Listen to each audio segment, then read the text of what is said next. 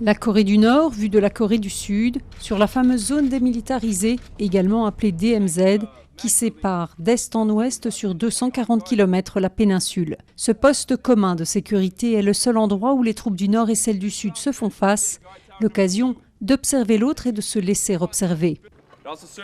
Comme vous le voyez, l'un d'eux se tient debout là-bas. L'autre est à sa gauche, à l'intérieur. Il est en train de prendre des photos de nous pendant que je vous parle.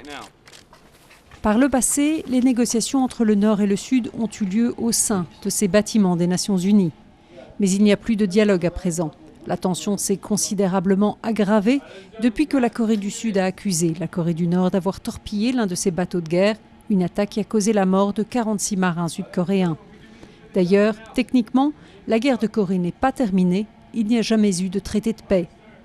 Ces micros marquent la démarcation militaire même au sein de ce bâtiment. Donc techniquement, ceux d'entre vous qui sont à gauche de la ligne sont en Corée du Nord.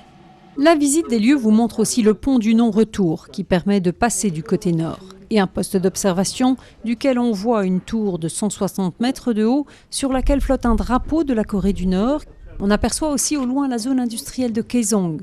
En 2004, cette zone a été conçue pour donner du travail et donc des revenus aux ouvriers du Nord, tout en offrant de la main-d'œuvre bon marché et disciplinée aux industries du Sud.